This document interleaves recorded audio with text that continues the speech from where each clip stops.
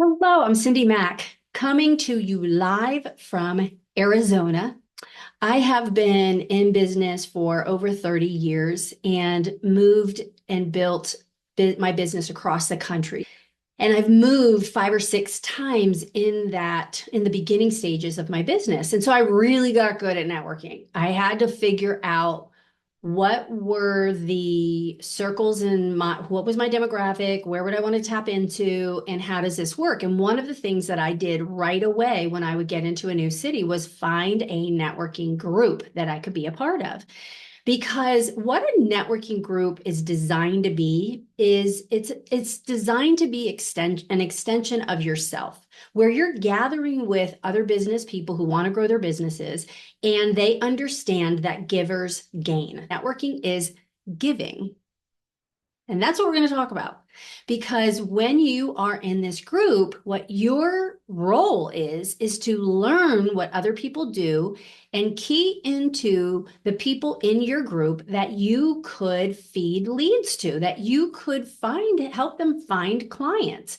Now, it's not going to be everyone in the group that you're going to connect with and that you're going to have the right demographic for what they do, but there will be a few. And it's just a matter of you connecting with these people and making sure that you build that trust and credibility. You understand what they do and are they trustworthy for you to give them a lead and network. But that's really where the magic happens, because just think about it. If everybody in that networking group thought that way, then everyone in the group will win, because you're not having to worry about selling yourself.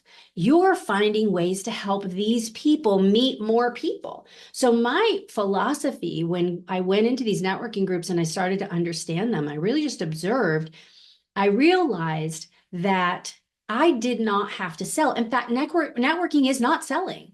I did not pitch my business to anybody in my group. I didn't ask them to buy my products. I didn't ask them to use my services. I wanted to get to know what they did so I could bring them business. Because when it's time for you to share about your business and give your little commercial, you should really be talking about, who are you looking for? What is the type of person that would be an ideal client for you?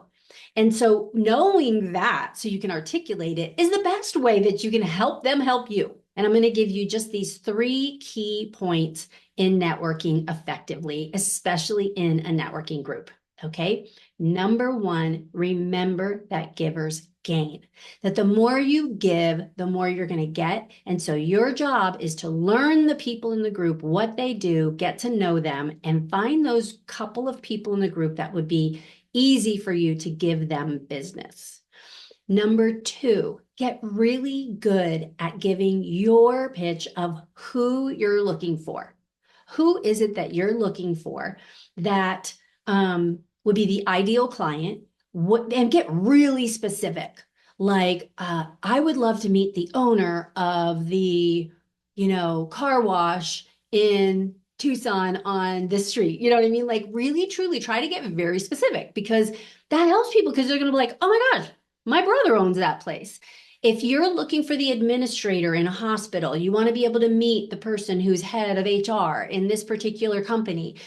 You would be shocked at how many people would be able to help you if you narrowed it down, instead of them pigeonholing you into this, what they think you do or what they think the client you're looking for is. You make it specific and easy.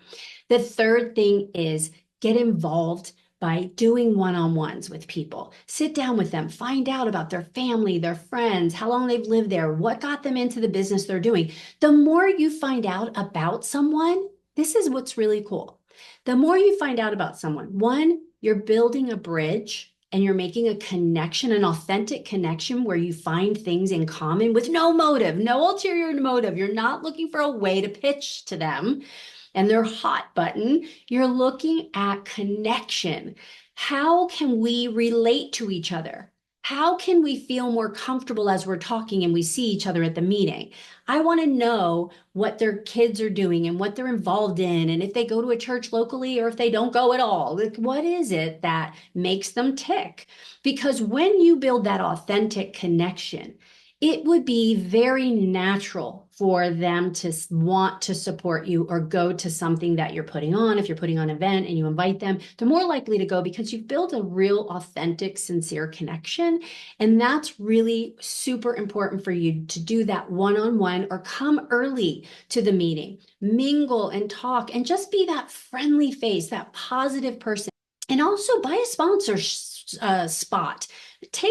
Invest in you where you have a little bit more time to teach or share another side of yourself. Even though when you do a talk that you're not necessarily pitching or sharing something that you can sell, you're sharing your knowledge, and that builds trust. That helps people get to know you and say, wow, like she knows a lot, or she seems really put together and she was really prepared today. And I admire that. I'd love to have a one-on-one with her. I'd love to find out more about what she does. And that's really what networking is. So remember that networking is not selling, it's not pitching. It really is literally giving and making authentic connections. So I hope those were some helpful tips for you today.